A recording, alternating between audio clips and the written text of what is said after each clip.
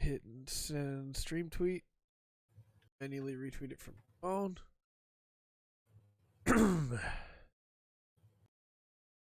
Feels bad when Pat can't be here. Yeah. Feels wrong, you know? But in a way, it feels so right. But it's not like he's not gonna be here. All right. Hey, Artaka, how's it going?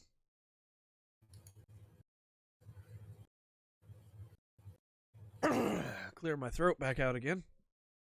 I gotta get my chats up.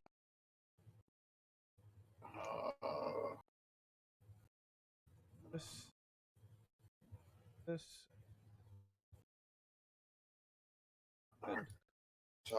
Okay, yay.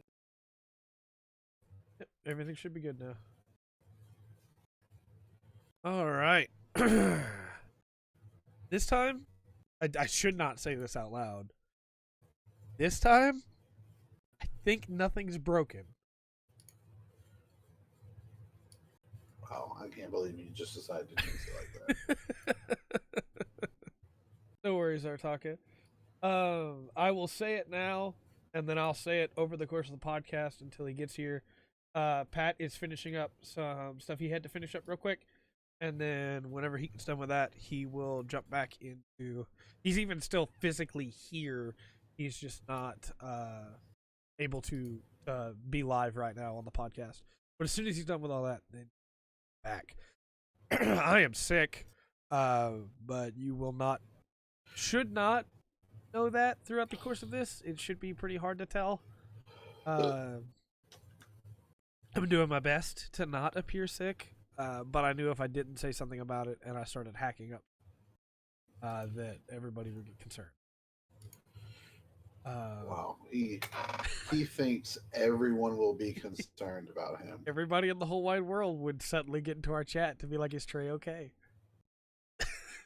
This guy over here, the ego on this kid. I'm a big name YouTuber now, Andrew. So are you.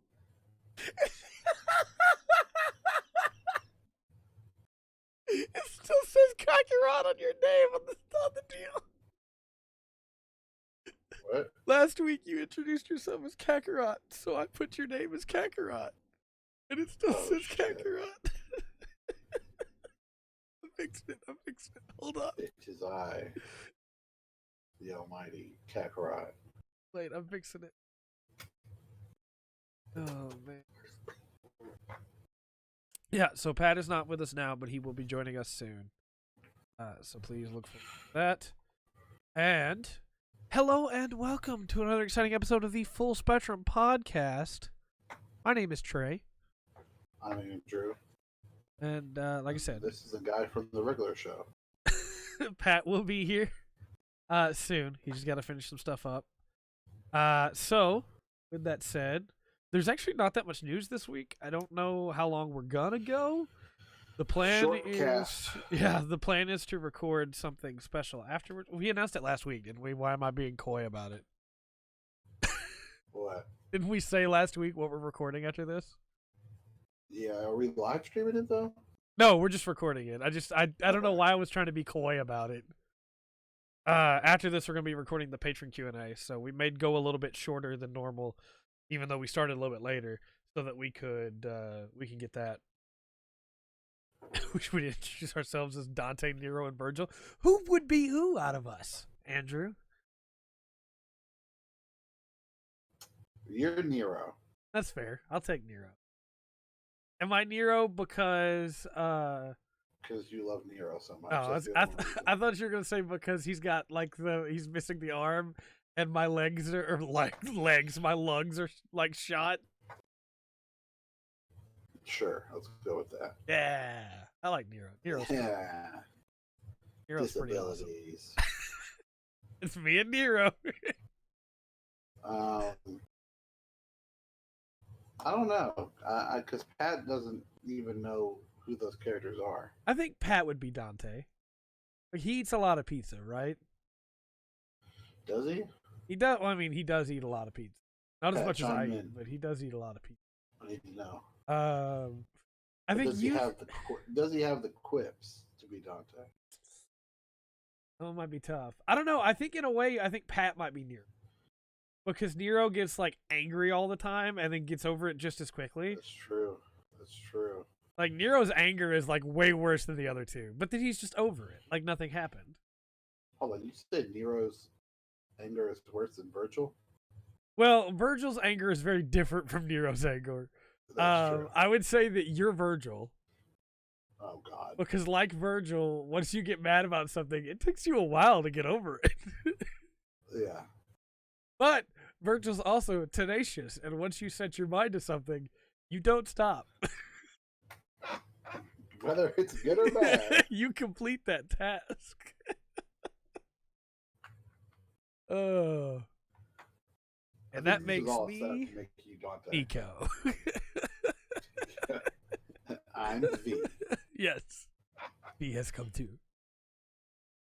Oh, yeah. So, yeah, I guess that's who it would be. Virgil is a mega weeb. That is true. Virgil is a mega weeb. How so? How dare you? How so? Virgil named his attacks after Japanese movies that he watched. That's not true. That is true. That's not true. That is true. I have to be a weep now. I have to watch the movies. Yep. Seven Samurai. The life is what's it called? Life and something of Miyamoto Musashi. The Life of Brian. No. Hey, it's Virgo. How's it going? Swallowtail Strike, I think, is one of the movies. There's like a lot of things they had. Virgil's gotten a lot of extra lore that wasn't in the original games over the years. He's gotten no less cool though, right? Like as time passes, always a cool guy. he just continues to be really cool. Yeah, Dante, no matter what. Dante does a lot of dumb stuff, but he's still really cool. And I thought Nero sucked, but playing DMC5 Nero Nero's awesome. Nero's really he's the punk kid that has come into his own and is willing to stand up against what's wrong, protect what's wrong. Also, he really loves his wife. Like, it makes him different in the DMC world because you don't really get that, right? Like, Dante and Virgil love to fight. Whereas Nero's like, no, I'm going to protect Kyrie. Which, you know, she should have showed up in the game once or twice, maybe in 5 would have been nice. Instead of just I have no idea what you're talking about. My boys, you should play 4 more. Ah, it's definitely Pat then. Yeah, that's true. That's a good point. That's a good point. Dante and Virgil are both like. Who's the most messed up? That's definitely me. I think it might actually be Dante's the most messed up. Because Virgil wears his like messed up life on his shoulders, like on his sleeves. He shows that in his fury at the world, whereas Dante pretends everything's okay. Does he pretend though, or is he just that much of a party guy? That might be what it is. That might be what it is. Also, I appreciate that. But I guess we should get into the podcast itself. Yeah. Andrew, or we all just have breakdowns. Yeah, we're gonna go into like, well, if you're Dante and I'm Virgil and Pat's Nero, then who is the jester? And we just go into all of that. Andrew, how's your week been? So anyway, Virgil's powers because of the ludicrous amount of trauma. That's definitely me. That's fair. That's fair. You can be Virgil. I am Virgil. Virgil's also in some ways my favorite. Virgil is really cool. Jackpot. DMC3. Yes, DMC3. I really want to play it on Switch. Oh, I'm probably gonna buy it without reading about anything first, which is probably a bad idea. No, because I bet it's gonna be a good port. Like the PS4 port was fine. The Switch can Yeah. run Well, PS3 and games. they're actually putting So. in the effort to add stuff to the game. So, Yeah.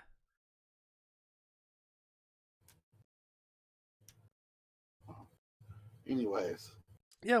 How's your week been? let's get off the Devil May Cry train. I like Um, DMC. Man, I don't know where my week went. I can't tell you anything I've done besides sleep. Yeah. I played a very small amount of Builders 2. Good game. I played a very small amount of Dragon Quest 11. It is. Dante has like 10% less trauma because Virgil believes abandoned. Yeah. Yes. Dante's still pretty messed up, but not quite as much as Virgil. Um, I played a decent amount of Magic the Gathering Arena. That's coming to mobile, by the way. I know, dude. I can't wait until my lunches at work are just me like. I thought about have to adding read it to my the track docket, card. and I was like, nah, we're definitely talking about it during Andrew's week. Yeah, but when is it coming to mobile? That's the thing. Just sometime this year, Yeah, 2020. they've talked about it for a while.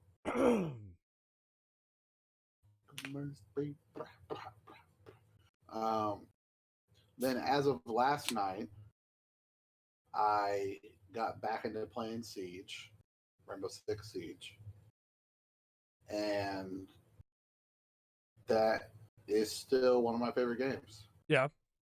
It's so good, and it's a perfect time to get in because I think it's called an invitation, the invitational or the international or whatever. I forget. I think it's called invitational. The Grand Championship. Yeah, whatever it's called. But that is this weekend. Cool. So that is, I'm back in fully. I'm watching competitive Siege. Yeah. I'm playing the game. Oh man, Artaka. Yeah. Yeah. Um, It's but true. I just love that game so much, dude. It's just there's so much going on. It's so good. The different operators are so much fun. Yeah. And one of the best things is some of the best. Like if you watch competitive, most of the best operators are either the part of the original 20 or they're from the first year. Yeah. So it's not like you don't. It hasn't been power crept. Operator. Yeah, you don't have to because like they introduce new operators, but then they have cool abilities, but just the original release is just so solid. Yeah. Because I mean the game was made for those characters. You know, the maps were made for those characters. So, right. But yeah, that's awesome. I also was out sick Monday from work. Oh, good. I was puking, and I said Sunday night I would watch the show Watchmen. The new on one? HBO. Yeah. I've heard good and bad things about it. I really like it. Okay. I have 2 episodes left. I watched most of it on Monday, laying on the couch. Yeah. And then I have 2 episodes left. Something crazy just happened. But I don't know. I mean, I'm not like a big Watchmen person. I never read the graphic novels. I only watched the movie. I've only heard about it here and there, so I don't know if there's anything that's in the show that ruins the story at all of the original. Those are admittedly some of the comics that I haven't really dove too far into. But I don't know. I think it's definitely worth a watch. I watched the old movie that people hated. I like that movie. I thought it was an okay movie. I thought just from that movie, because again, I have not read that much of the comics. Just for that movie alone, I was like, I don't know that I like a lot of these characters. Yeah, I think that's part of the point. Yeah. They're kind of crappy. Yeah. People. So. But yeah, that's pretty much it for my week. Okay. If Pat is able to join us before we get into the rest of the podcast. We'll him a go at his week, I suppose. I'll get into mine. I've been watching Final Fantasy Tactics Battlegrounds,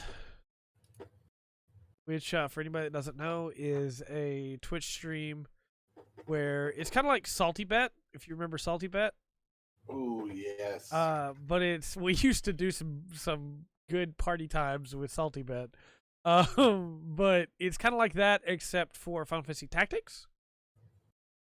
And it's AI matches where the teams are randomly generated, basically, and then given skills from the game that type of character could equip. So you have humans, monsters, and then the various jobs they could all have. And teams of 4 both sent against each other. And it's really fun to watch because things can turn around in a second. Some abilities are really good but have a high mischance. Some don't, you know. I'm gonna sneeze. I'm gonna. In hindsight, I'm muted on Discord, so Andrew can't hear me. Yeah. In hindsight, I'm muted on Discord and not on the podcast, so they had to hear that sneeze, and you didn't have to hear it. Yay! I'm sorry, everyone. But it's a lot of fun to watch. You also, like, there's a gaming element to it as well, where you level up if you get to fight. So basically, every tournament you get to put !fight, and you will have a chance to be pulled into, like, your username is one of the characters. And if that happens, then you gain XP and you can level up. And so every time you get pulled in for a fight, you get better. And you can spend your gil that you gain by betting to be able to buy more skills. So I got up to 1,000 gil and bought the Iron Claw skill, which means that I could be an Iron Claw Hawk. And so the more skills that you have, the better a chance that you'll get to fight, the better chance you get XP. So the more you watch, and the more that you bet correctly with this fake money that you're given, the better you will be when you get pulled into the fights. And there's a lot of people all trying to get in. So you have what's called a snub meter that builds up, like a snub counter. And after enough times of you not getting chosen, you'll get chosen next. So as long as you're still there and still telling it you want to fight, then you'll eventually get pulled in. And the matches are really fun to watch. It is still PS1 emulation, and so it does get kind of crackly at times on the audio, but it's a lot of fun just watching the randomness that is Final Fantasy Tactics. It really goes to show how well designed that game is, that even with something like this, not only does it shine, but it still works brilliantly. Like, characters that aren't supposed to be able to use spells like Meteor are able to use them, and the animations work just right. Which shows the level of detail they put into that game, even though they never intended for the player to be able to use that ability with those classes. Which is pretty cool. It was fun. Yeah, this looks awesome. Especially when you said Salty Bet, I was like, hold on, let me. I will link. Do you have a link, actually, Andrew? If you looked it up, will you throw it into the chat for people? Just the Twitch channel? Yeah, because it is just their Twitch channel. But it's pretty cool. Also, like, if you follow them, you have it adds to your score. That's the word. Fun stuff. Enjoy your meal.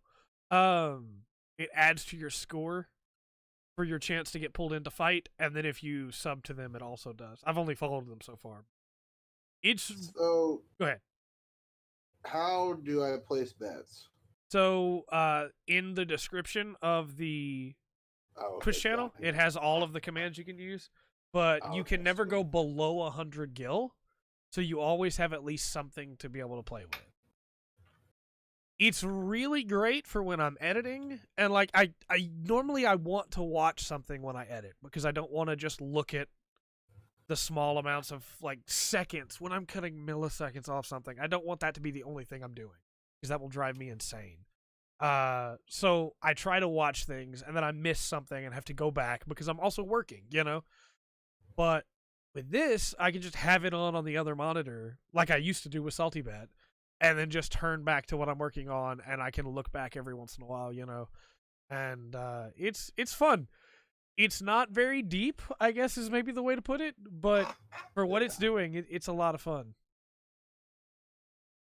I wonder what made them want to do this. I don't know, but I like it a lot. Yeah, I also opened up a tab for Salty Bets, so now I'm back on the Salty Bet. Yeah, I don't blame you. Another cool thing about it is it's got people talking about Final Fantasy Tactics again, and it has made the push for Final Fantasy Tactics to come to Switch be more and more obvious than it was before, so hopefully parties involved recognize that. Nice. Final Fantasy Tactics, one of the best games ever made. I've been playing around with Byleth in Super Smash Brothers. Byleth is pretty fun to play with. Byleth's hitboxes are a little weird. I've got to get used to that, and I recorded a video that went up today, and near the end of that video I state that I don't think I'll play with Byleth very often. I think I'll probably fall back to Terry, like I have been, but Byleth is really interesting. I like what Byleth brings to the table, and I think the classic mode run of Byleth that I did was really fun. There was a lot of cool stuff in there, but it's an interesting character. I think in a lot of ways I'm glad that Byleth exists in the game, but again, not a character I'm going to play very much of. I've been still playing Destiny 2. I am at light level 850, which is pretty good. I think you're higher up than I am now. Really? Yeah. I'm not at cap yet. So. Yeah, it's Terry. And since I picked up Siege again, I don't know if I'm gonna pick up Destiny I'm probably again. gonna stay above you for a little while. That's okay. I'm just playing it recreationally while stuff renders. Unfortunately, my computer becomes unusable during render, the render process of editing, so I can't even watch Final Fantasy Tactics Battlegrounds at that point. So I have to leave the house or sleep. Gross. Right? So I'm just playing it recreationally right now, but I really like it. I also, because I have to do something not using my computer, I'm still sick. I'm sorry. I'm doing my best. I have been reading and finished a manga called Curse of Spring. Okay. And it has an incredibly interesting premise, and I won't spoil everything for you, but I'll tell you just the premise. Two sisters. Their family got a divorce when they were little, so the older sister has been helping take care of the younger sister. Younger sister is, well, at the start of the story, it's already happened. So younger sister dies of cancer in the hospital. And then her fiance comes up to the older sister and says, hey, because it was an arranged marriage the whole time, says, hey, you're the next one they want me to date for the sake of marrying. And she's like, I can't date my dead sister's fiance. That's weird.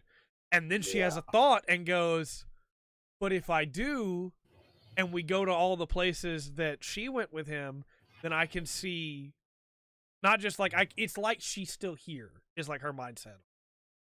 And so she starts dating him just for that reason. And they're both coming from very flawed premises on this relationship.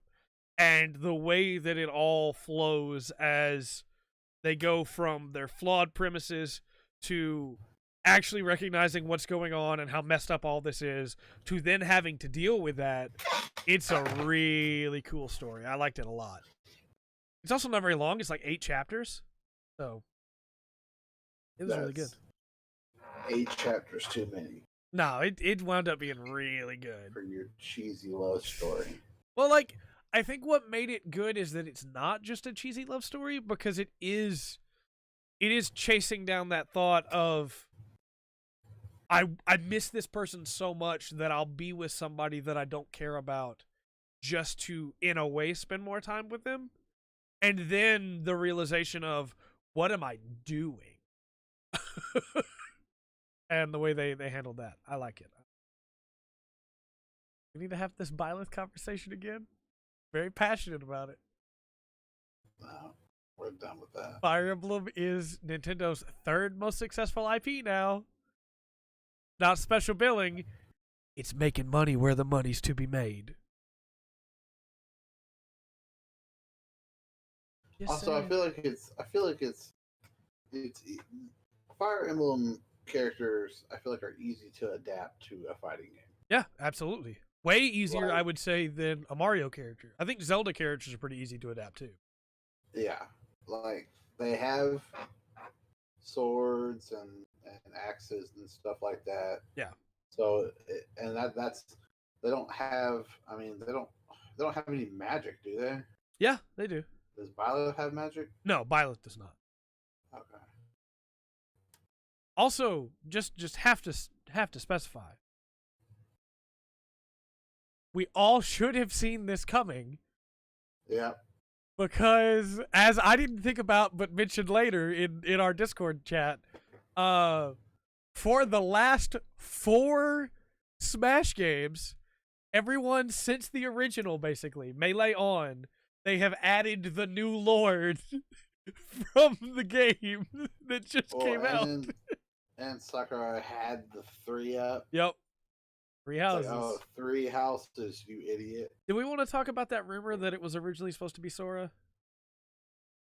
Nah. It's just a rumor. There's nothing to confirm it, but the rumor is that originally it was supposed to be Sora, and the reason it got like pushed back was because they had to rush Byleth to get him done. That he was going to be the first one of the second pack. But again, we all should have seen it coming. This is not me saying it's okay. I do think it's okay, but for different reasons.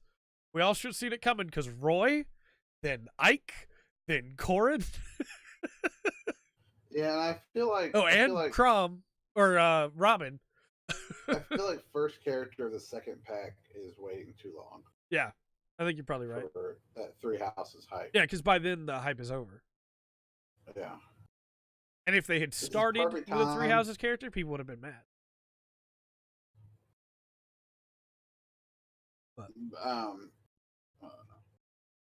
But yeah, it's perfect time for Byleth to come out because they just release or are about to release a new DLC for 3 houses. Yeah, Cindered Shadows comes out next week. Yeah, so it's perfect timing. I do have to say, real quick, Artaka, just real quick, I don't think Byleth feels similar. I actually think Byleth feels weirder than the other Fire Emblem characters. And I mean, I don't think they feel very similar at all, except for the echoes. But Byleth doesn't have a dash attack. So no matter how fast you're going, you're not going to get a dash attack the way that Marth or Roy or even Ike, even though Ike plays very differently, Ike still has a dash attack. Byleth does not have a dash attack. Byleth does not have a counter. Byleth has that really odd hitbox on the side B that feels really weird. Byleth has a ranged attack tied into their main kit, which only Robin and Corrin of the other Fire Emblem characters have. Byleth's back air is pretty short on the actual like direction right behind them, but then long on the reach. So like it's a lower back air than almost every other character, whereas most Fire Emblem characters have arcing up back airs. I think Byleth is only a Fire Emblem character because Byleth is from that series. I will agree the Echo Fighters are very much the same because they're Echo Fighters. That's what they are. Yeah. It's the same as Dr. Mario being basically the same as Mario. But I think, and I know you said most, but I think the people specifically on like Twitter and Reddit and etc. and like 4chan that are throwing a fit about Byleth just being another Fire Emblem character are being disingenuous because Byleth is not just another Fire Emblem. Byleth is very different. Yeah. I just read Ban's comment. Roy is so much better in Smash than he is in FE6. It's ridiculous.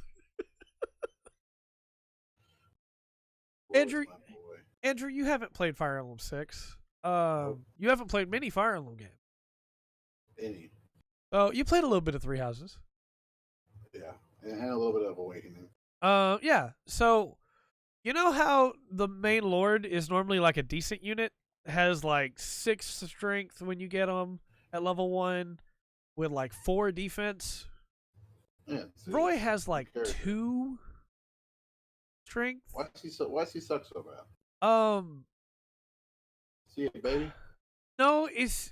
I don't want to spoil it for Pat, which I mean he's not here. He can't hear me. He's deafened as well. For anybody who doesn't know, in FE6 there are legendary weapons, and Roy's is amazing.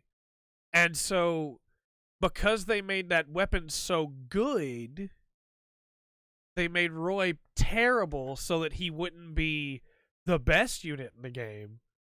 But I wish they had done it the opposite way, where they just made Roy really good and then made the weapon fine, you know? Yeah. Because having to wait 30 or 24 chapters to get that weapon is not great for Roy to be useful. Yeah, Roy gets one shot a lot. Anyway, we're still on my week. I think I don't know how we got to this tangent from Curse of Spring, but that's a good manga. You should check it out. And then I've still been playing Final Fantasy 14. I'm excited about the patch 5.2 stuff.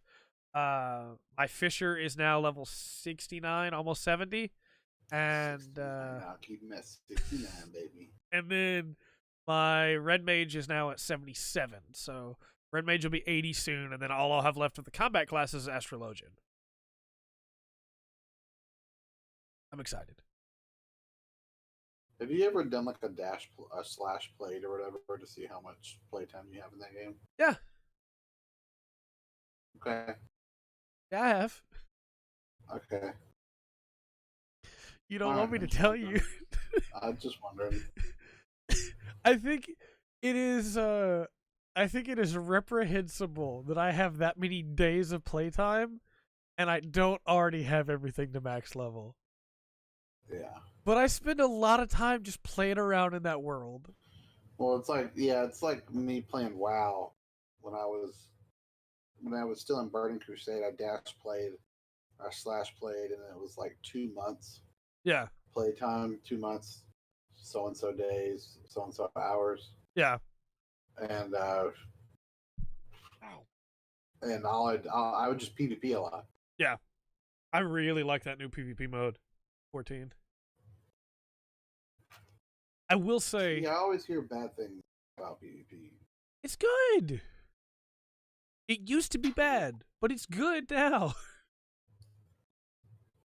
I will say, to Artaka's point here, and I know we need to move on. We can't just talk about Byleth the whole time. I don't understand that complaint. And this is not aimed at you, Artaka. You and I are friends. I would say this if you were in the voice call with us. I don't understand that complaint because I don't see how it matters what order they're in.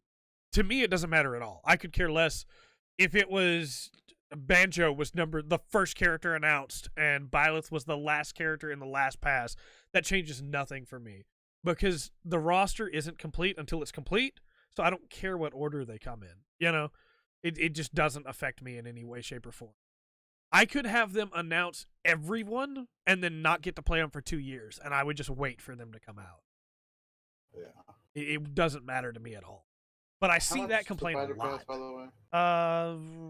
$24 for the next one, I think. Okay, because I still need to try out Banjo. Banjo's fun.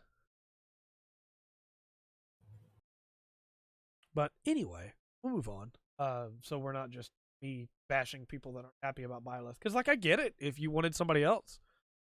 I'm going to be honest. Banjo's hype. I could have had somebody else instead of Banjo. I could have had somebody else instead of Joker, you know? I would not have taken somebody over Terry, and I would not have taken somebody over Hero. But, you know, I would have taken somebody over Byleth, too. There's too many characters for there to ever be one Smash game that has everybody. Yeah. Well, hold on. You give Sakurai long enough. We'll have everyone. Yeah. Ultimate will be the final Smash game. It'll just re-release on new consoles. I'm fine with that. Keep adding.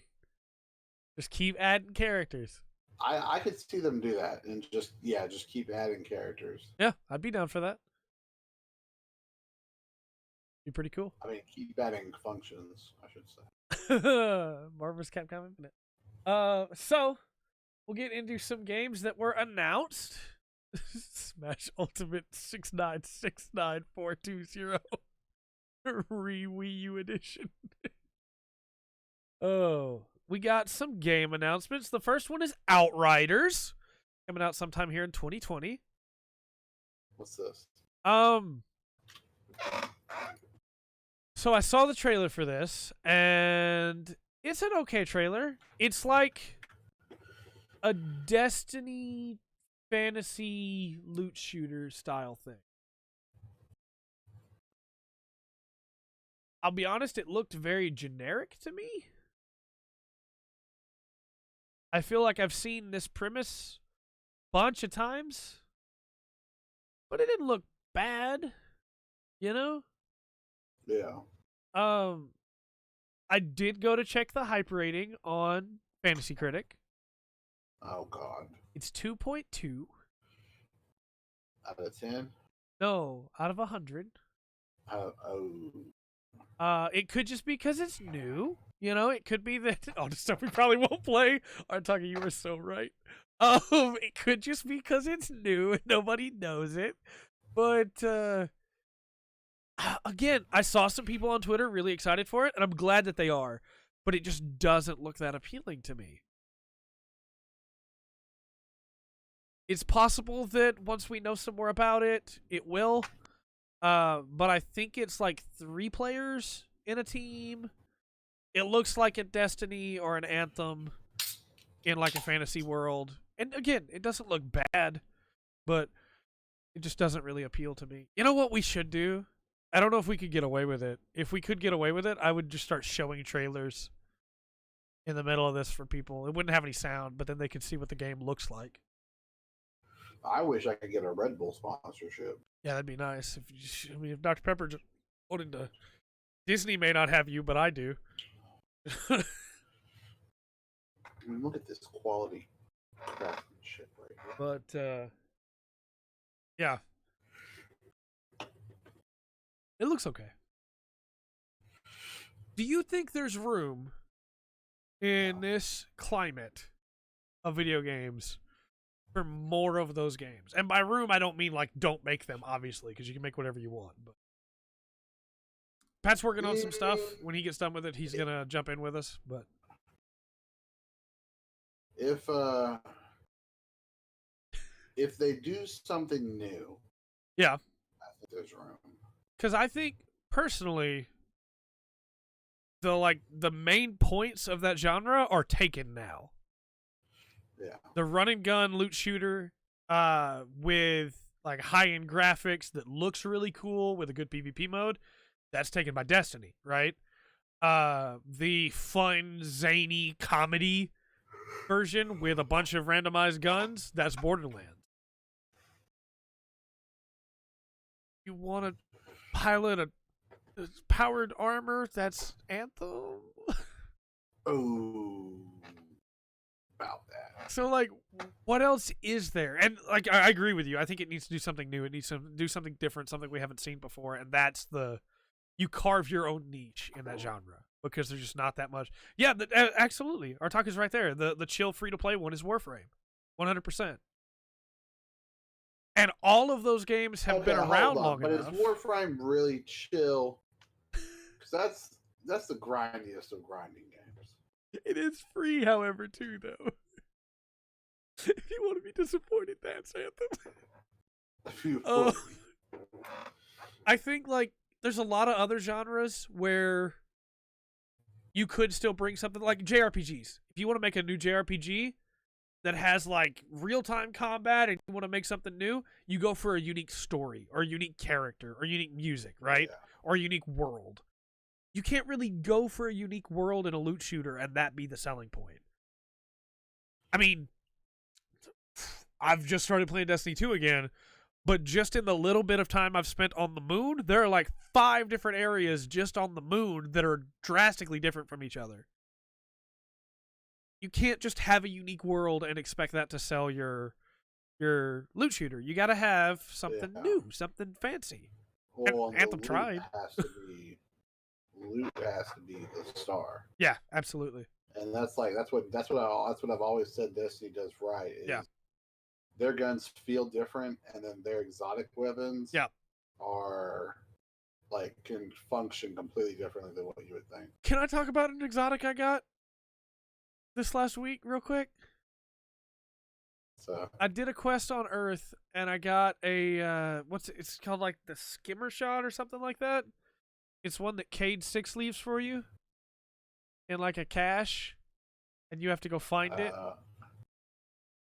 And you shoot it, and it arcs out lightning. And if that lightning arcs to another enemy, it refills its own magazine with ammunition without you having to reload it. Yeah. The lightning can hit you, and you can be like taking lightning damage too. But because I'm a sunslinger, I can throw down my healing aura, and then I can just unload with that thing and not have to reload if there's a bunch of enemies. And so I switched between it and whatever the sun revolver is called. I can't remember right now. It's like something shot, like sun shot. Yeah. I switch between those two depending on if I'm fighting one big target or a group of targets. And yeah, that's cool. You know, that's the way that you pull people in. Is cool stuff like that. So why are we getting it? I've received 100 messages. Like, we don't normally get 101 like chat messages.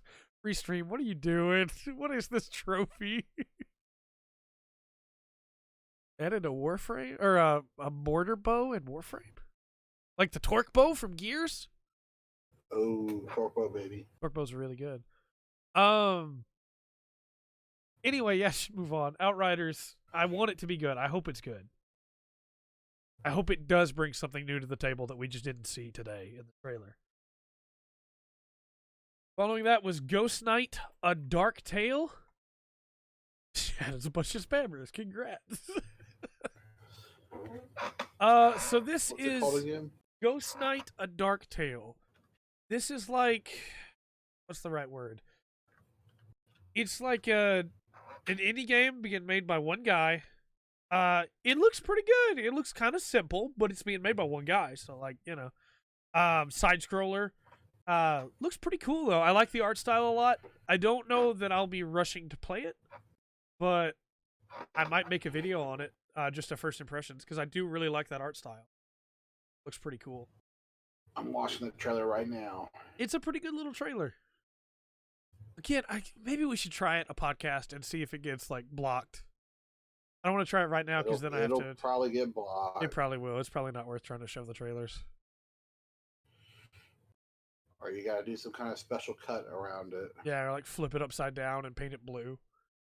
Oh, this looks cool. Yeah, I like I said, I think it looks a little simple, but for just one guy making it, I think it looks really good. It's also really terrible in that I'm more excited to play that than I am excited to play Outriders. This looks like a, what's it called? Ghosts and Goblins game. Yeah, it does. I hope it's not that difficult, but it looks pretty cool. It's all platforms, I believe, except for Stadia, because Stadia doesn't count. Oh, that's not a real platform. Yeah, good point. Also, like a modern day cave story. Sure, yeah. Fans out there. Sure, I could see it being like a modern day cave story. It looks really good. It just also looks a little simple, which is not a bad thing. Sometimes you want to play a good simple game. I forgot to talk about a game that I played in my week, but it's okay. I'll talk about it next week. I forgot to write it down. What is, because I didn't add this, what is Hoko Life?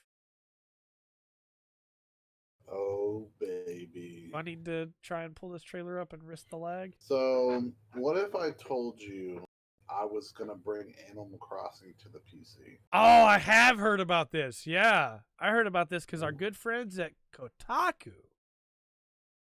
And what if I told you I didn't change very much about the game? Yeah. And it's just a straight rip of Animal Crossing. I think since Nintendo's not ever going to put it on PC, that could be really fun. I am on the fence on it. Well, you won't have to worry about it very long. Yeah. Nintendo, So, I feel like something.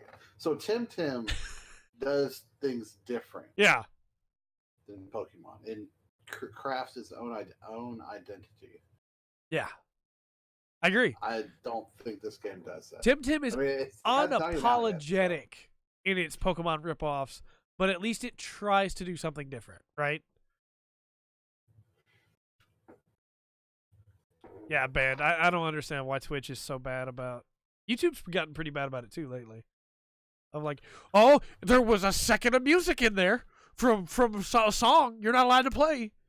It used to be 15 seconds, then it was 10, then it was 7, then it was 4. Now it's just like whatever. If it hears it at all, too bad. No, the reason why I said you won't have to worry about it very long is because Kotaku put out an article letting Nintendo know how much of a ripoff it is. They would find it anyways. I mean, they would have, but don't do that, Kotaku. Why would you do that? What is wrong with you? Why would you be like, this person wanted to make an experience that's not currently available, so we're going to tell Nintendo on them? No, stop. Nintendo's going to find out either way. They don't have to do anything if you don't say anything about it. Now they have to do something about it. And maybe they should, right? Like, it's very... I looked into this game a little bit. I just forgot what it was called completely. Yeah, no, it is just Animal Crossing. It's very unapologetic in that as well, but it doesn't try to do anything different. Except for it's worse than Animal Crossing. Yes. Because it's not on a true 24-hour clock. Time, right. Game clock. Yeah, there we go. I think there is room for knockoffs that try to do the same thing for a genre that maybe is getting a little stale. I don't think Animal Crossing is, but Pokemon's the example, right? Where in that genre, it's not trying new things, and so it's getting a little stale. I don't think Tim Tim is as far as I want the step to be to differentiate it. Yeah. This doesn't feel like a step. No. This feels like we're in the same bed still, and we haven't got up yet, and you're telling me you're a different person. Oh. So yeah. Yeah, I thought I had to have that. Yeah. I don't know. I think they should have made it more different. Absolutely. I also don't think that Nintendo needs websites to go, especially journalists that are supposed to love games, to go, hey, did you see what this guy's over here doing? Did you see? You should stop him. I don't know. That's just personal opinion. That's not the first time they've done that either. I don't even want to talk about Mighty Number 9. Chat, no, don't bring that name up around me. Causes me immense pain. You know what else causes me immense pain? What's that, Trey? All of the Anthem A Realm Reborn jokes I've been getting today on Twitter. So, it's coming back, okay? Huh? It's coming back, okay? Yeah, sure it is. So, Final Fantasy XIV did something really special that very few games have been able to accomplish, which is where it took a bad game, nuked it from orbit, and then made it good. There are still things from 1.0 that hurt current 14, but for the most part, they have taken most of that out and have made a better game for it. Anthem is now attempting to do that. There's a couple reasons why it's not going to work, though. And I'm going to be completely honest with you. I will eat crow if it winds up that it does work. I'll take some kind of penalty that Andrew and Pat can choose for me. But I can tell you where they're currently at and how they're currently looking at doing this. It is not going to work, and I can tell you exactly why. But first, let's read off their statement, shall we? Hey, everyone. I'm going to read this in full, so just bear with me. 1 year ago, we were preparing to launch Anthem, a game that represented a big leap into new territory for us as a studio. It was an exhilarating and terrifying experience to go out to the world with something new and different. And we are grateful to all the players who have come along with us on the journey. It's been a thrill for us to see the creativity of our players in designing customized javelins and watching them master Anthem's flying and fighting gameplay. I'm so proud of the work the team has put into this game, and at the same time, there's so much more that we and you would have wanted from it. Over the last year, the team has worked hard to improve stability, performance, and general quality of life while delivering 3 seasons of new content and features. We've also heard your feedback that Anthem needs a more satisfying loot experience, better long-term progression, and a more fulfilling endgame. And we recognize that there's still more fundamental work to be done to bring out the full potential of the experience, and it will require a more substantial reinvention than an update or expansion. Over the coming months, we will be focusing on a longer-term redesign of the experience, specifically working to reinvent the core gameplay loop with clear goals, motivating challenges, and progression with meaningful rewards, while preserving the fun of flying and fighting in a vast science fiction fantasy setting. And to do that properly, that's not grammatically correct, by the way, you don't start a sentence with and to do that properly, we'll be doing something we'd like to have done more of the first time around, giving a focused team the time to test and iterate, focusing on gameplay first. There's more to that statement. I'm going to pause here for a second, even though I said I was going to read it in full. They didn't have a focus team.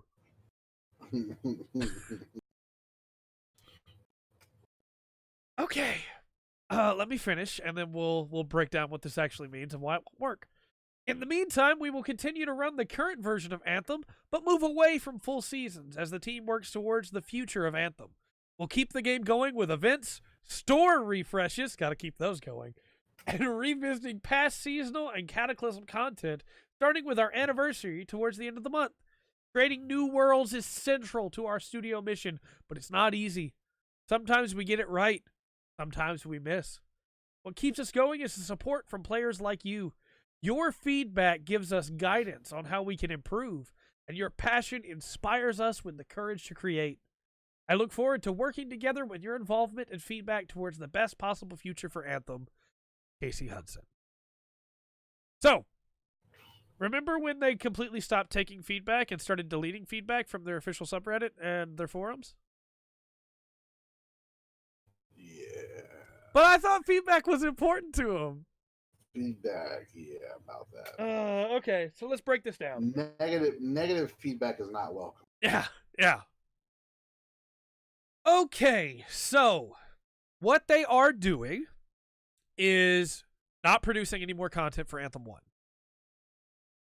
They will be reusing events that they've already made.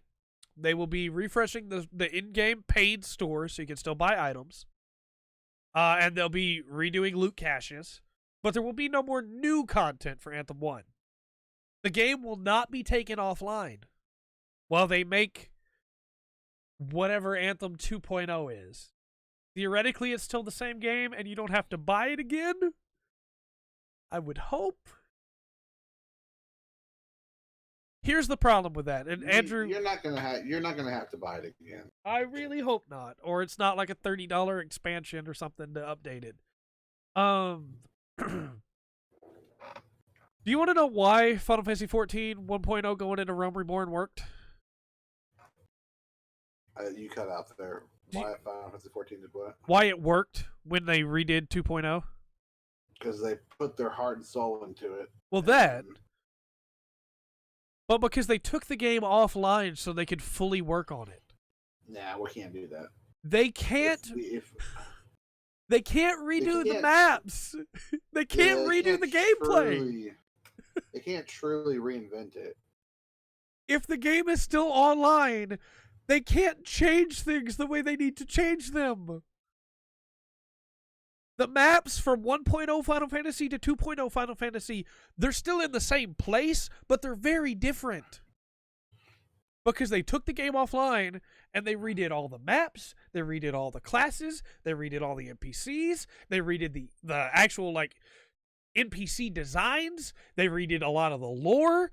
They redid so much because they had 3 years after it went offline to work on it.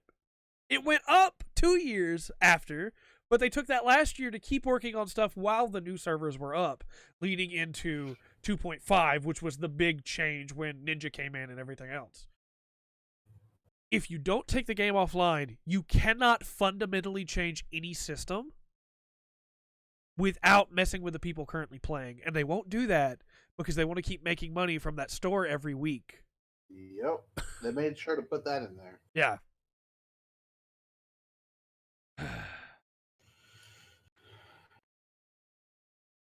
That's the problem. That's why you should look at this, because there's a lot of people excited about this. Going, this is going to be like Final Fantasy. This is going to be like Destiny 1 going into Destiny 2. Nope. You need to be able to look at this and see what's really going on. I'm sorry, I don't mean to be so harsh with you, but if they cared, they would take it offline so they could work on it. The fact that they are just now adding a focus group for gameplay tells me all I need to know about what they think the problem with this game is.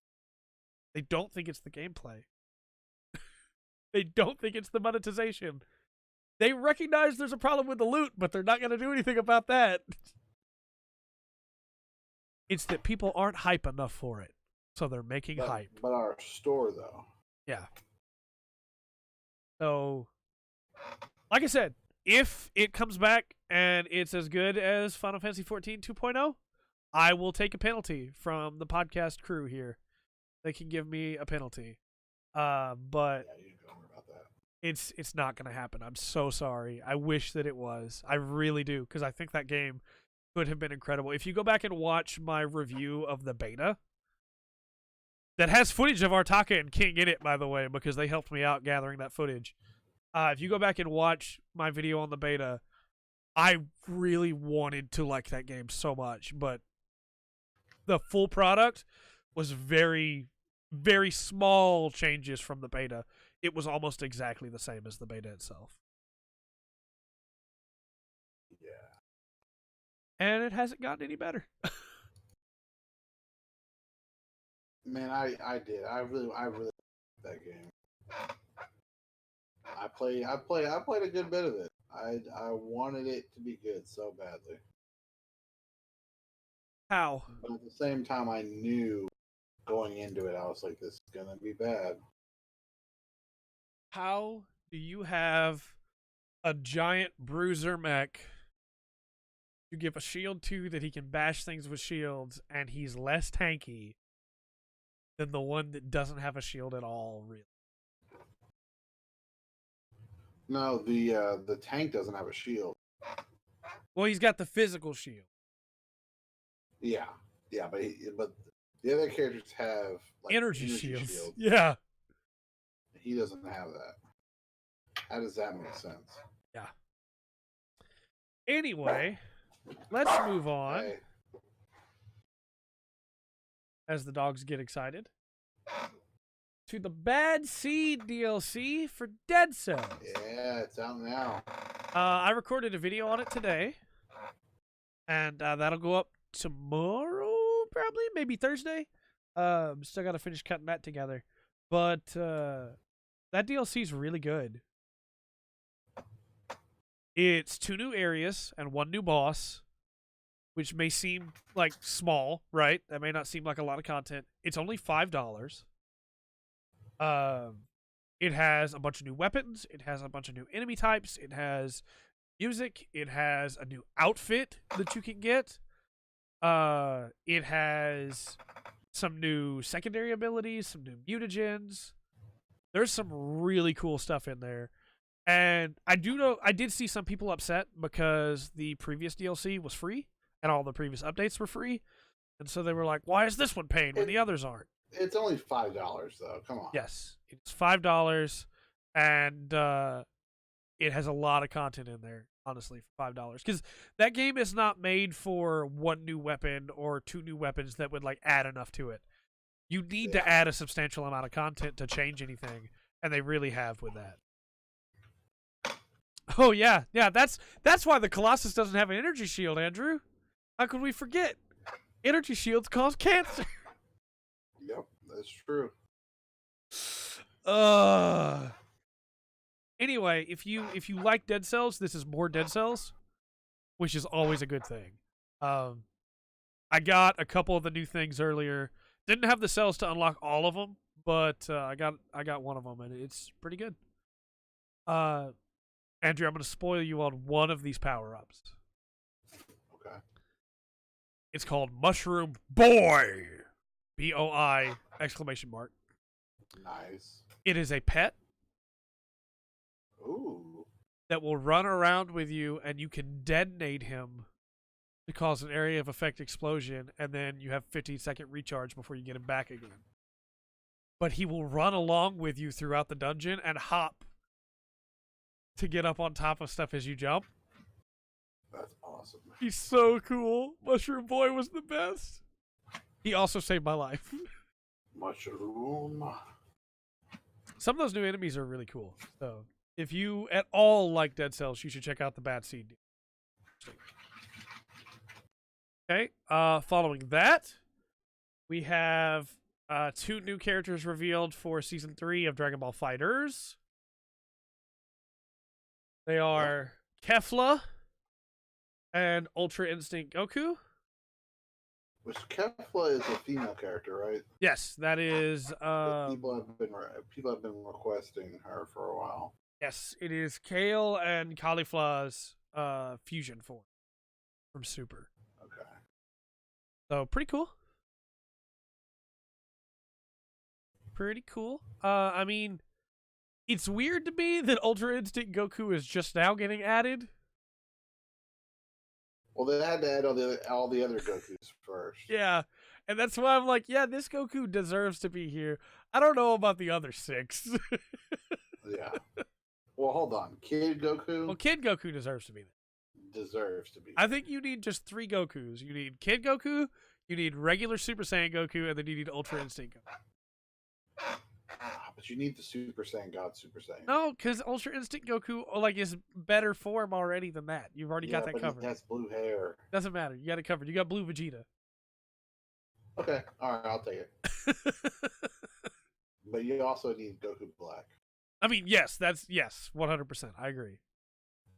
I will never forget the sub of Dragon Ball Super when Goku Black is revealed. You watched it dubbed, right? Yeah. Okay. In the sub, I mean, you got to put up with Goku's voice in the sub, but in the sub, when Goku Black shows up, they refer to him, to avoid confusion, as Black. It's Goku, and then there's Black. And so when he attacks some regular police officers, they say, "Quick, shoot him! It's Black!" No. And I don't know how they didn't notice that. How did they not? How did they not see that was going to be a problem? How do you look at that and go, that should be great? It's like, no. For anybody who's like, how could Trey laugh at police violence? I'm not. I'm laughing at the idea that an editor saw that and was like, that's good. Yeah, I'm clear on that. No, how do you let that go? Oh, that's so stupid. That's not the only one either. There's some really bad. Humanity was a mistake. So from there, we'll go into the Cindered Shadows info that has been dropped for Fire Emblem 3 Houses. Oh yeah, when Trunks says "Don't shoot," he's not Black.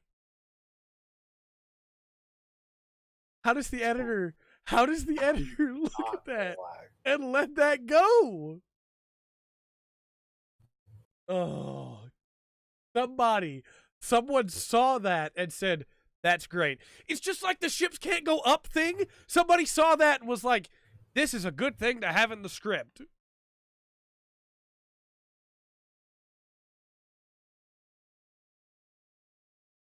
No, it wasn't. Controversial, I know. But maybe when you saw that line, you should have just cut it from the script. just saying. Maybe Trunks' voice actor should have been like, I think we should word this one a little bit differently, guys. So yeah, Cindered Shadows. I put Cindered Shadowed title. Cinder Shadows, the new playable side content for Fire Emblem 3 Houses. Uh, very excited for it. There's a little bit of information they've given here. The first big thing is that they tell us what all the new classes are going to be. So if you beat the DLC, you unlock a special seal that allows you to go into these advanced classes in the main game. And these classes are Trickster from Fire Emblem Awakening, Dark Flyer from Fire Emblem Awakening, War Monk from Fire Emblem Awakening, and Valkyrie from the GBA game. So, very hype. Very cool. Trickster is like a thief that can use magic. It was Gangrel's class in Awakening. Dark Flyer is a flying mage. That was a Versus class in Awakening. War Monk is a cleric that can use an axe. That was Libra's class in Awakening. And Valkyrie is a mounted healer that is able to use offensive magic from the GBA. What's her name? Selena? Selena from FE6 is the first one. But very cool. Very excited for that. And they talk about how the area under the monastery that you're in is called the Abyss. So that could be cool. I like these character designs a lot, so I'm really excited to play around with them. And they also mentioned that, like, you can still recruit characters. You just can't change their classes. Like, it's a specific scenario. But that you can still use, like, Hilda or Edelgard or Claude or Dimitri or Linhardt or Ash. So I'm really interested in seeing how that works. Want to know. Also, it'll have new outfits. DLC outfits. Outfits are cool. Yeah, that's good.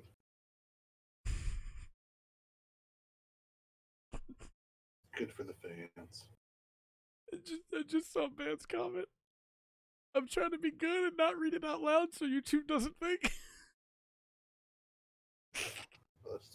Let's just dodge that ball. What is this next thing that you have put on the docket, Andrew? Rubber duckies. Yeah, you're gonna have to explain this one to me. Hold on. Let me just get the trailer ready. For anybody who doesn't know, I am very cautious anytime Andrew puts something on here because if I try to read it out, he has left traps for me before. You talk about Taco Bell? Yeah. He made me announce a Taco Bell like new menu item as if it was news. So now I will preface things by asking him to tell me about them. If you haven't heard some of those original podcasts, you ought to go back and check them out. There's some really funny stuff in there. I need to make a supercut of it at some point. Dude, it stopped erasing. There's a wave of rubber ducks coming. Okay. It includes Sonic, The Last of Us, Street Fighter, Doom, and Resident Evil. Why? Oh, you got to look at them, dude. They're adorable. I can't pull this up in the middle of the podcast. It'll lag everything out. Come on, man. I'm buying these. I don't know where I can buy them from, but I'm buying them. They have a clicker, dude.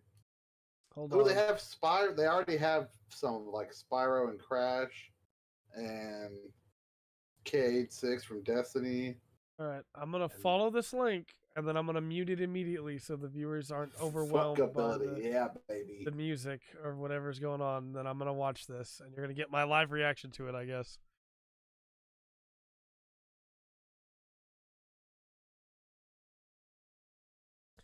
No.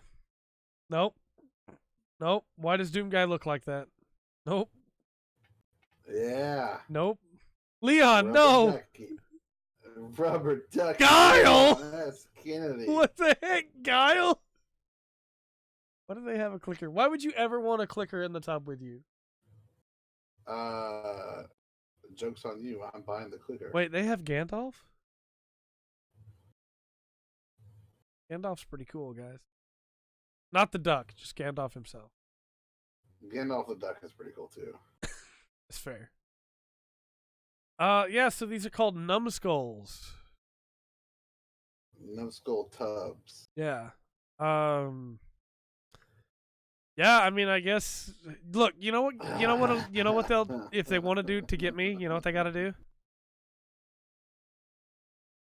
I'm wearing my Tales of Berseria shirt today. If they give me a velvet duck, give me a velvet duck or a Magilu duck, I'll do it. Buy it.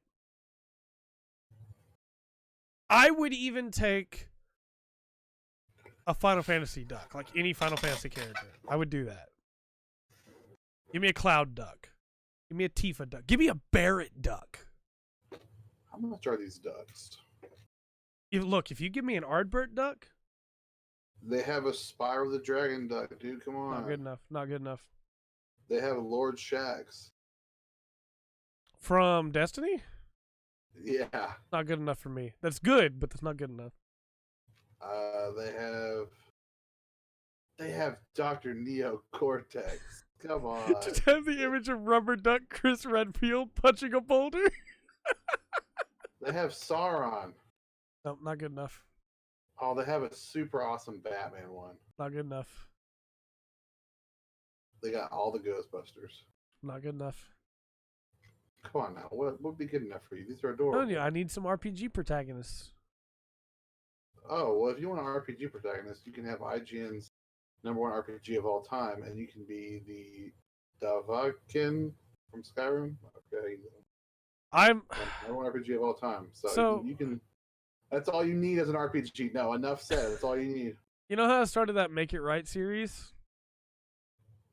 You got pointed out to me that I'm going to have to play Skyrim for that. You're going to have to what? I'm going to have to play Skyrim for that. For the Make It Right series. Because that's the whole point of the series, is me playing games I didn't like that other people love. So, like... That's just silly. I'm probably going to download mods. That's the way to do it.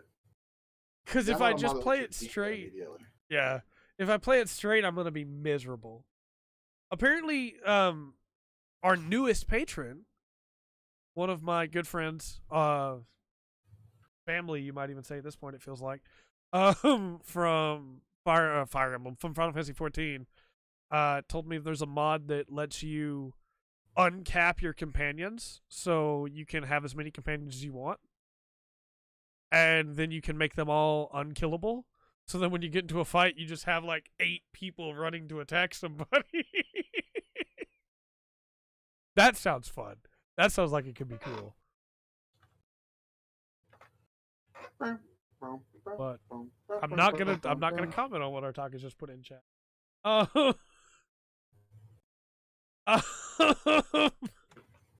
So let's talk about that Evo lineup. Didn't we talk about it live last week? No, we didn't get all of it. We just got Marvel's Capcom 2. We didn't actually talk about it. I mean, yeah, I agree. That's all you need. So let's talk about this full lineup. Pulling it up to make sure I get them all right, but I'm pretty sure I know. Sorry, I'm shopping for Rubber Ducky. Of course you are. Of course you are. $12.99. I can get a couple of these. Dragon Ball Fighters. Yeah. Coming back. Makes sense, No obviously. there. Yeah. Very popular game right now. I will be honest, I have fallen out of love with Dragon Ball Fighters. And it's for the dumbest reason, especially after like how much I fought against the idea of too many Fire Emblem characters in Smash. It's because I'm so tired of fighting against Goku. Like when you play online, so many people have Gokus in their team, and some people just have teams of all Goku. Yeah. Well, like, yeah. Like with most tag games, certain characters have risen to the top very quickly. Yeah. And remain there, like Bardock, which is just Goku by another name. Yeah. So, but I love tag games. So you know what? Yeah. I'm all for it. Sure, I like watching it. I don't like playing it as much anymore. I like watching it. Yeah. Grand Blue. Go ahead, sorry. Blaze Blue Cross Tag Battle. That's a great game. That died out. Great game though. Still has a pretty good online. You can have 3v3s of different colored Gokus. You can do that. That is a thing. Grand Blue Fantasy Versus. That game looks really good. I'm actually like impressed by how good it looks. Yeah, I'm excited for that game, March 3rd. Yep, I want that English release so bad. When I first saw it, go ahead. I was gonna say it has like an RPG story mode. Yeah, thing. it's like a Sentai. It got me to. Oh, I forgot to talk about that on my week. Oh, well, I'll talk about it. I'll talk about it next week on my week. But basically, I started playing Grand Blue Fantasy mobile. Oh, really? Computer. So, but I'll talk about it next week. Yeah.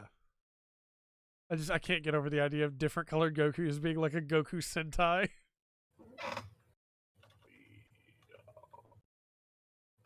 Dragon Sentai Gokuger. Yeah, Grand Blue Fantasy Versus looks really cool. When I first saw it, I thought that it was very pretty, but it didn't look very deep when we first saw early gameplay. It looks really good now. I'm definitely picking it. Yeah, the game looks good enough that Jeff Grossman, a guy who does not seem to really like fighting games, said, "Oh man, I'm gonna have to pick this up." Yep. Very excited. Goku, man. Sam Show. I'm in a weird place with Sam Show. I think, like, I'm glad it's back, and I bought it, but I never play it. Sam Show has always been big commitment, big damage, low commitment, low damage, which is great. I'm glad that exists, you know? But as most of you know, I'm pretty bad at video games, and so I die a lot. Yeah, it's crazy how that happens. And I die a lot in fighting games already, and I'm not one of the kind of people that gets tilted really easily. But in Sam Show, you can die in 2 combos. So I've never got into the game, so I did not know. Yeah, it's a lot of damage, but they have to put themselves out there to be able to get that high damage on you. So you can punish really easily if you can punish. But yeah, Sam Show, it's fun to watch for sure. I'm in the same place with the next game, Soul Calibur 6. I don't play a lot of Soul Cal. I still want to play it. Every character's Goku. Yeah, I think instead of Gohan, they just called him Goku Jr. So I'm imagining we live in a future where they add Goku to Smash, and he gets Echo Fighters, and then they allow Soul Calibur 6 created characters, as Artaka put up, and all the created characters are Goku. So you have 3 tournaments back to back in Evo that just are all Goku. Can you imagine? Gokimo. Oh. Yeah. I think Soul Calibur is a lot of fun to play. Soul Cal 6 is still really good, but I haven't kept up with it. I haven't kept up with SF5 either. Championship Edition. I'm like out of the loop on fighting games. The only fighting games I play now are Cross Tag Battle and Xrd. Oh, Xrd. Xrd's so good. Oh. And Smash, I guess. I still play Terry. What's the deal? What's the deal with you not telling me that Under Night has a puppet character? Here we go again. I literally went through all of the characters on the podcast after I picked it up. Because I made a video where I played with all of them. He controls a giant lizard thing. Yes, he does. So I gotta pick up Under Night now. This is just like when you were like, why didn't you tell me about Hall of Greats? It's like, I've only told you 3 times before this moment. What's Hall of Greats? Yeah, don't worry about it. It'll be back again soon. So yeah, Under Night. We're gonna get there though. We're gonna get to Under Night. We're moving through the list. Street Fighter 5, still really good, question. But haven't kept up with it. Yeah. And this is a serious question. Okay. And I know a lot of times I preface that when I ask a stupid question Right. or I'm joking. Yes. This is a real serious question. Okay. Is $100 too much to spend on rubber ducks? How many rubber ducks? Well, it would be around 10. $10 a duck. It's a reasonable price. Can you fit 10 ducks in your bathtub? Yes. But I was thinking about just having them on the shelf behind, cleaning off the shelf behind me, Yeah. and having the ducks on display. I feel like it would be wrong for me to tell you Okay. don't do it when I have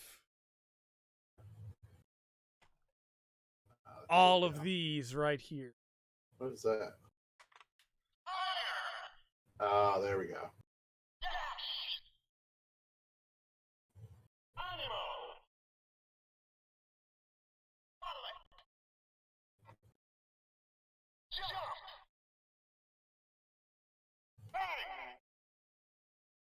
And that's not even all of them.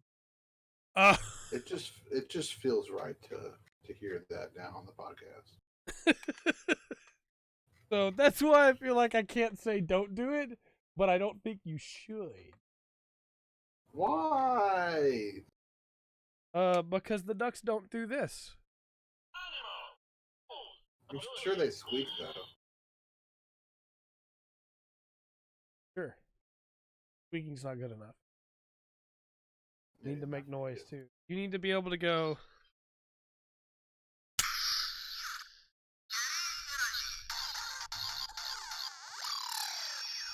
I'll ask the most level-headed person I know.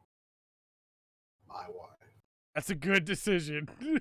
Surely she'll let me buy $100 rubber That duck. is a good decision because if she tells you yes, then you're good to go.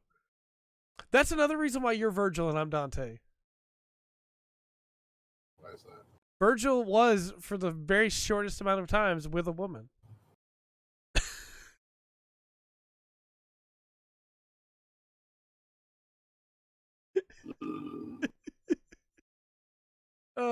Anyway, where were we on Street Fighter? Also, Pat said he's gonna take a quick quiz and then he's gonna join in. We're actually like at the end of basically, but that's cool. We might have forgotten something to talk about. I feel like we're forgetting something. Street Fighter 5. What are you? I'm actually really curious. What are your thoughts on Street Fighter 5 now? I'm fine. I like Street Fighter. I like. Okay. So. Yeah. I like Street Fighter 5. There we go. Yeah. I think it is fine. Yeah. I don't think. Better. Yeah. I don't think it's Street Fighter 4 or 3 or even 2. I think I would still prefer to play those 3 games over 5. But you don't have Rashid. You're not wrong. He's great. Rashid is good. Yeah, he's really good. Yeah, 5 has gotten a lot better from the launch, for sure. I'm right with you there, Artaka. Smash Ultimate is still going to be at EVO. Makes sense. It would be really weird for it not to be there. Yeah, it had the most entrants. I'm expecting to see a lot of DLC characters being played. I'm calling top 8 will have at least 3 Jokers. Oh, really? Is he OP? He's not OP. He's just really good. And there's some really good tech for him. I think we'll see at least one hero. Because Hero's really good. And I would love to see a Terry, but most likely we're going to get a Byleth, because Byleth is really good. We'll see. Tekken 7 is going to be at EVO. Awesome. The best fighting game. I am really afraid it's all going to be in the finals. It's going to be, what's his name? The new character? What's his name, man? Yeah, I thought his name was Leroy. Yeah, Leroy. Sorry, that's it. They've already patched him. Have they? Okay, because he was real good. Yeah. People were calling it Leroy 7. Yeah. Yeah. So well, that would be really cool to see him maybe not be quite as OP. But yeah, Tekken 7 is a lot of fun to watch. And then Under Night in Birth EXE Late Clear, which is actually a really good fighting game. Yeah, and the clear version comes out this month. Yep. I'm excited to pick it up. The new update, balance patches, and all that kind of stuff. Yeah, Under Night, I didn't think was going to be as fun as it was. I thought it was going to be a lot like Melty Blood for me, which is a game where I look at it and go, that's structurally really sound. I'm not ever going to play it. But every once in a while, I'll still boot Under Night up and just play around with it a little bit. I really like Akatsuki. That's a real good moveset.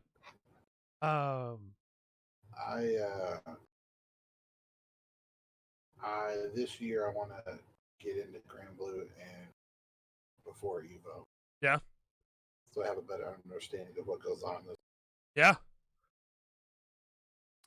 For anybody who's like, how do I get into fighting games? First off, watching Evo is a great way to like figure out the hype and everything. Hey Pat, how's it going, buddy? You might as well just stay out. Oh, okay. No. I'll see you later. No. We're right at the end is what Andrew's trying to tell you. Yeah. We're at the last beat on the news, but that's okay because you can talk about Evo with us because we're talking about getting into fighting games. Watching Evo obviously is a big thing for getting into fighting games, but another one is just throwing yourselves in there, playing with the characters, getting a feel for them, and then being able to watch somebody like an Evo that has a much higher skill level than you personally, because they've played the game a lot more, to be able to see how they play and go, okay, so that's what I need to be. That's what I need to be focusing on, and then trying to reapply that. There's a lot that you learn about playing fighting games just by throwing yourselves against them. You guys have any thoughts on that? I do not. You said we're talking about reasons why you should get into fighting games? Well, like if somebody was asking, Evo's coming up, we're talking about all the big new tournaments for it, and like, what if somebody wanted to get into fighting games? How do they? You know? Evo's a great way for sure. Because, I mean, especially if you're not sure about a fighting game and one of those fighting games is available, or understanding like who the characters are. I mean, you'll know for sure who the like best characters are, I guess. Yeah. But, well, like you may see something, like, for example, the puppet guy in Under Night, and go, hey, that looks really cool. I want to play as that guy. Yeah. So you buy the game and learn him. Or you play him and then realize that he doesn't play it all the way you want, and so then you try Blitz Tank, and he's awesome. No. And then finally, the last big game at Evo is Marvel vs. Capcom 2. This is just top 8, right? Yeah. I think it's really cool that it came back. I'm so excited. Yeah. People who watched the podcast last week got to see me tear up. Yeah. Because I love that game so much. Some might say it's one of my favorite games of all time. Oh. I watch Maximilian a lot, the streamer YouTuber. Yeah. Does a lot of stuff with fighting games. And I watched his video of the reveal of the lineup, and he was like, man, it's going to be MVC2. It's going to be MVC2. It's going to be so hyped when it's MVC2. And then, like, as they kept announcing games, he was like, man, I just want MVC2 to come back. And then they said it, and he went, I called it! He was, like, losing his mind. That's how, like, MVC2 is so special. It's really hard to put into words. Every year I call for Marvel vs. Capcom 2 to come back. You finally got it. Yep. Finally got it. Marvel's back, baby. Now I just still need to buy the Marvel vs. Capcom 2 arcade cabinet that I've always. Oh, I want one too now. All I'm gonna say is, with it coming back, this is true love we're making. This is true love we're making. This is true love we're making all the time. That game's incredible. Such a great soundtrack. You should play it if you haven't. You want to talk about getting into fighting games? That is an old classic that's relatively cheap to get on some hardware. PS3, you can get it for I think like $10. You should get it. It's worth playing. Oh, if MVC4 gets announced and it's MVC2 style instead of MVC3. Oh. 3 was still good. Infinite. Well, no, 3 was still good, but it wasn't 2. No. Well, no, nothing is. I don't even want to talk about Infinite. Yeah, I forgot that game existed. Yeah. That's okay. Probably for good reason. So do its creators. Dude, somebody posted on Resetter about, what if they did a Everyone is Here Marvel versus Capcom. And I was like, oh. And then I thought about, well, wait, that includes Infinite characters. Just get rid of that crap. No, as long as they do them back in their 2, or like an updated version of 2's art style, I'm fine with it. Yeah. What if they got a deal with like Nintendo to start off using their Everyone is Here like trailer for Smash Ultimate, and then right as it says Everyone is Here, it just like breaks into glass, and then it's Marvel vs. Capcom. What if they got into an agreement with Nintendo where it's Marvel vs. Capcom 4 with all the characters that are currently in Smash Ultimate added to the roster? That's just Mega Man's in both. a Smash tag game. That would be amazing. Oh, I want it. I want to tag Aiken to back up Strider Hear You. That would be insane if they added a tag mode to Super Smash Bros. Ultimate. Oh, I want it. That would probably make it a better tournament game too. I think honestly. you're right. I think it would. Yeah. Oh. Anything we might have missed news-wise? Anything we forgot? Nothing that I can think of this week. I've every day I try to go through news and try to find something that I think is worthwhile to talk about. Yeah, there's a lot of stuff just on the back end side that you guys never hear us talk about because there's no point bringing it up. Like news that's just not worth it. Yeah, some might say the Rubber Ducks was part of that. But I say I didn't add it. I wanted to know about the Rubber Ducks because I started listening to the podcast in the middle of my quiz and I was like, Rubber Ducks. Andrew, What is this about? Andrew almost spent $100 on Rubber Duck. No, where's the video? Oh, here it is. Andrew almost spent $100 on Rubber Duck. You say almost. I still have it in my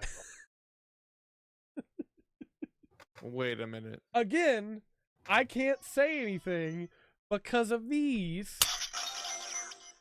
They have Crash and Spyro Rubber Ducks.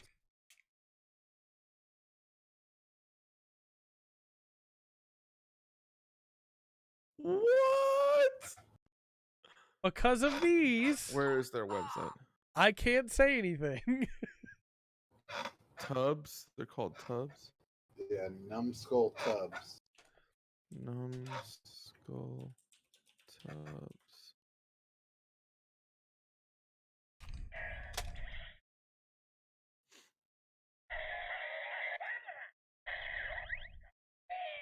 Oh my I can't say anything. gosh.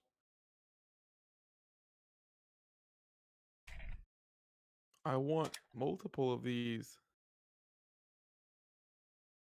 They got money bags? Bro, they got money bags. Oh, I might be buying some ducks. Yep. Oh my You can get most of them at your local GameStop. They're not local, they're not in store, but they're cheaper on GameStop's website. Dr. Neocortex. Yeah. I can't say anything. Lord of the Rings?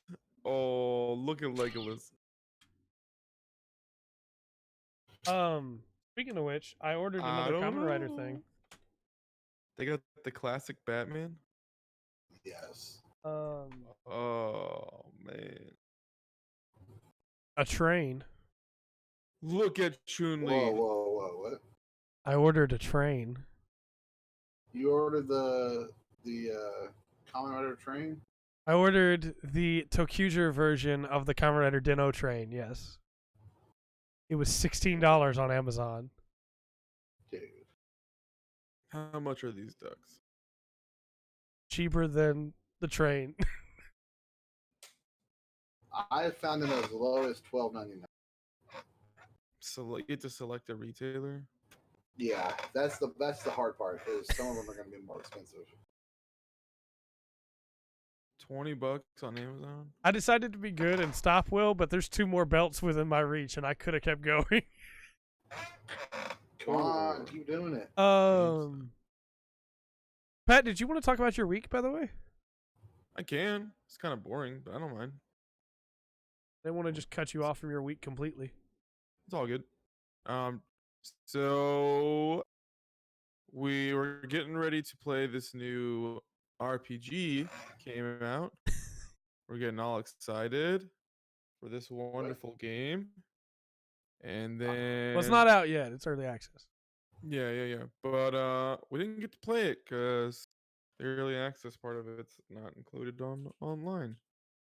Oh yeah. That's called Wolcen, which we were all really excited about. Yep. Well, they were The excited for RPG. it. Yeah, well, I'm excited, and Andrew's excited. Friend of the podcast, Eric, is excited. It looks kind of generic to me, but Why'd you buy it? because you guys all got it. So what? 3 of us can. By the way, I talked Pat into buying it, and I hadn't even purchased it. I was the first one to buy it. Yeah, you was, I saw it and I was like, it. "Oh, nani, purchase." If you guys don't like it, then I can return it. I haven't booted it yet. That's my goal. But I'll You probably got 2 record a rounds. video on it. So first impressions. Yeah, it was It's interesting as far as like what it looks like. I can't wait to play it, but I'm gonna wait until we can do multiplayer online because not only would my character literally just vanish on the 13th anyways because they're not Yes. doing save overs, online and offline characters aren't the same, so it's kind of like I might as well just wait. so they So we aren't. No, they're separate. Yeah, that's what I'm saying. They're separate. So instead, we played Rainbow Six Siege, which I forgot how much I loved. Yes. So I'm gonna be playing that some more.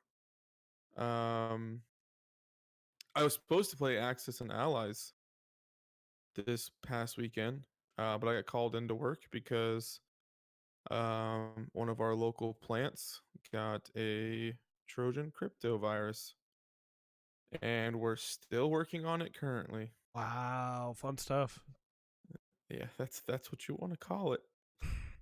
I literally go up there and sit for like 3 hours with nothing to do because it's unorganized. I probably shouldn't talk about all of this stuff. To on the clarify, air, but when it's I fun. say fun stuff, I never mean that as in I actually think that sounds enjoyable. I know. It is always with the Um, driest sarcasm possible.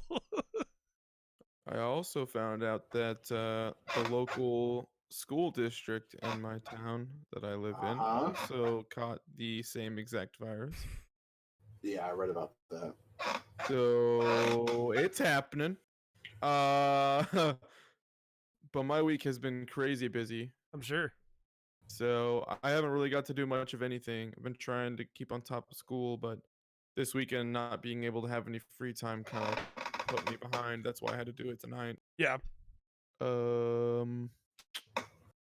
What else?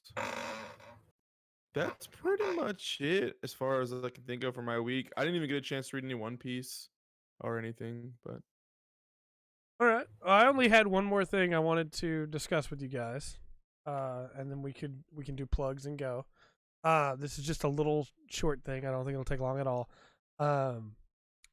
It was brought up to me in our free company chat that Doom Guy's really strong, and that he could probably take Master Chief. I'm unsure, but I think he probably could. And I want to hear your thoughts. Who do you think wins in that fight, Master Chief or Doom Guy? Doom Guy.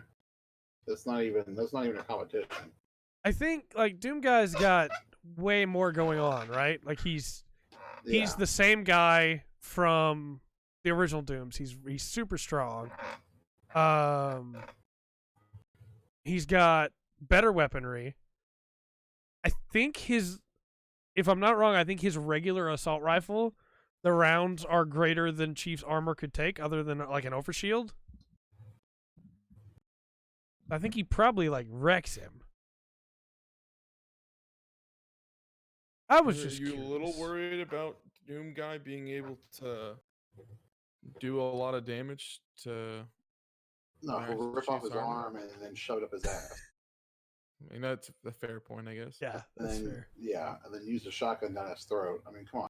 Well, let's put this into like a scenario. So does Master Chief get like any of the vehicles that he could potentially roll around in, Fun or like stuff any of the indeed, weapons man. he use, or is it So- like 1v1. weapon for weapon, same like they have the same exact weapon and they're normal kits, and they just go out there and duke it out to the death? So let me set the stage for you. The reason this all happened is because a comment was made on Twitter that Master Chief could take a Space Marine. And I was like, no Mhm. way. Pff, he can't touch a Space Marine. No matter what he's got. And so then in the Free Company chat, it became, well, what about Doom Guy? I don't think even in a tank he could take Doom Guy. No. Okay, so you're saying Doom Guy versus Master Okay, Chief in a Scorpion. Master Chief and Doom Guy, Yeah. wearing nothing but boxing shorts, some boxing gloves, and a helmet. They get in the That's ring not even fair. for Master Chief.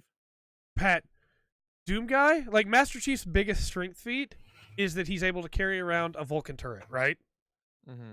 Like I guess, well, he can flip warthogs too. Those things are pretty heavy. Sure. He can flip scorpions. Those are even heavier. He's pretty strong, right? But his armor augments his strength. Doom Guy rips off limbs Yeah, and his armor doesn't augment his of strength. But that's what I'm saying. demons. I'm not fighting for. Yeah. I'm not fighting for Master Chief at all. I'm just saying you put Doom Guy and Master Chief in a ring with some boxing gloves. Yeah. No armor, like just. Yeah, I don't think it's fair. I think Doom Guy destroys him. Yeah, it'd be pretty bad. It'd actually be gruesome. I don't. Oh, think it I very could much watch would be. It very much would be. I'd probably throw up if I watched it. So, if we just take in-game feats, Artaka's brought it up. Doom Guy's strongest weapon is his melee. Doom Guy can one-shot mobs, like low-end mobs, with just his fist. Yeah. Master Chief has to, or I guess he can like kill grunts with his melee, but otherwise he has to soften them up first. I do think Master Chief would be able to do some damage to Doom Guy's armor for sure, because Doom Guy doesn't have an extra shield, right? It's not a power that he has built into his armor, like Master Chief does. But I don't think it's a fight. It'd be hilarious to watch. Yes, it would. Anyway, that's terrifying. just a random thought that popped in while we were talking about that earlier, and I was like, I want to see what they think. You guys have any plugs? I like who would win. Siege Invitational this weekend. Watch it. Yeah. I probably won't, but it sounds cool. Watch it. They'll try. Pat, you got any plugs? The only plug I have isn't really video game related. So I've probably already said this on the podcast before, but I'm gonna say it again because I really support this guy. So, on the really popular YouTube channel, Good Mythical Morning, they had a chef, and his name's Josh. And for the longest time, he didn't really have a whole lot of FaceTime. Like nobody really knew who he was. They just knew him as Chef Josh. And they were, because of how popular he became and all the crazy foods that he made, they eventually made him his own YouTube channel. Oh, that's cool. And now he gets to make all the foods that he's been making and show us how to make them. And he does this like fancy fast food series where he goes up to like KFC and Starbucks and stuff like that, and he like will buy an item and taste it with someone, and then they'll turn it into like a $600 version of it. which is really fun to watch in my opinion. Yeah, that because I sounds love really cool. watching cooking stuff. So it's called The Mythical Kitchen. I recommend watching it if you enjoy watching cooking stuff. So Cool. My plug is for kind of a different kind of channel as well. It's Jazza, who is an art channel, and I don't watch a lot of art channels. I'm gonna be honest. I found Jazza's channel because his brother is Shadiversity, channel that I watch quite commonly, quite actively, I guess is the word. Jazza, like, he's kind of a hyperactive, fun kind of guy. I would watch like every other video or so, and then I saw one that was on drawing like a printer, and I was like, sure, I'll see what's going on with this video. And what had happened, basically, the short version is he had made a previous video calling out that art style and saying, hey, there's this really easy way to do this, and I think most of the people that you're watching that are doing this trick are probably cheating and using this trick and not doing it straight up. And the person that he was talking about responded with a video of him actually drawing it, with cameras at 3 different angles and doing it the real way. And so Jazz's video was like, hey, I was wrong. I'm sorry. I shouldn't have said it the way that I did. You did it legit. To prove that I'm sorry, I'm going to do it as well, and I'm going to draw a picture of myself with poop on my face. And so he spent 16 hours drawing a picture of himself with poop on his face to apologize. And I was like, you know what? that's amazing. That's really cool. And so then I subscribed. That's really cool. So stuff like that, like, that's integrity, you know? That was cool. Plug support the full spectrum.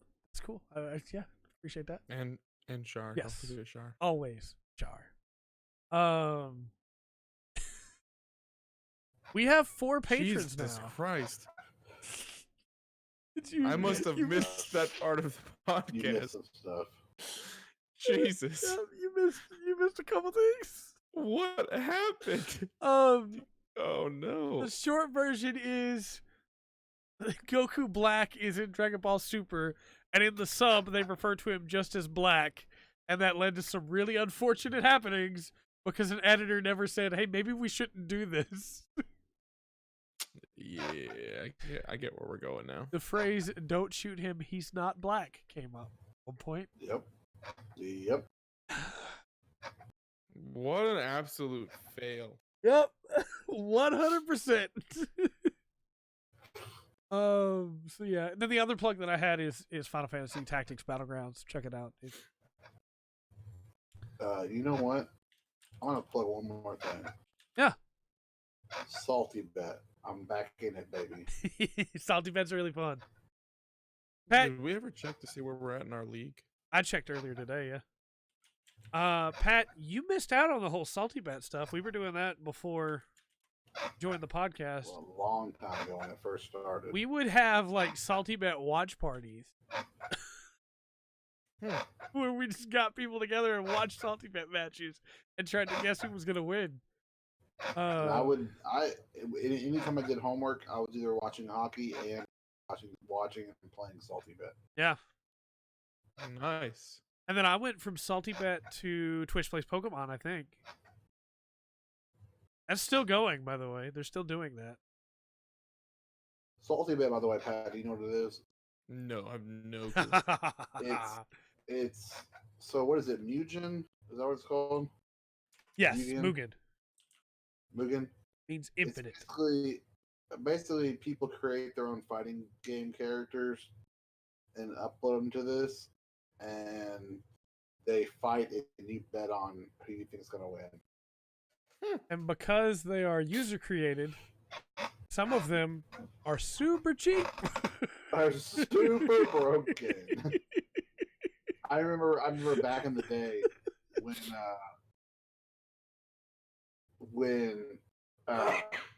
Broly would show up. Yep. And then they threw everybody for a loop and they had a fake Broly. Yep. That was just punched. The go-to is if the worse the character is drawn, the more powerful that they are. Yeah. Also, sometimes you have to bet on loyalty, like Mega Man loyalty, Street Fighter loyalty. Always. And what is this called again? Salty Bet. It's a Twitch stream. It's from like the old days of Twitch too. Like, I just pulled up Twitch Plays Pokemon, and it doesn't look like they're actually playing Pokemon. What are they playing right now? I mean, they play a bunch of different games, not just Pokemon. It doesn't say. Look, Oh, it just says the Gauntlet. Twitch plays Pokemon. I'm just gonna throw this out there. Top 10 like things ever in media was the first 2 generations of Twitch plays Pokemon. No. It was incredible being a part of that. Oh, they're about to play NBA Jam. Nice. Twitch plays Pokemon was really something special. I need to do just a video at some point on like just why it was so special and why it was so. I also want to do a video at one point on Heroes because I keep getting DMs and Discord messages from people that are like, Batwoman is a hero. She's not.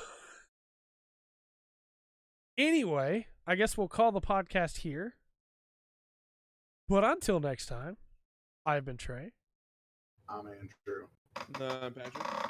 And we've been the Full Spectrum. And remember to always enjoy the full spectrum. Life to offer. Hitting in stream so now. you gotta use a screen grab of Pat. That way people think Pat's here, so when they start watching podcasts, the whole time they're waiting for Pat to get here, he doesn't show up until like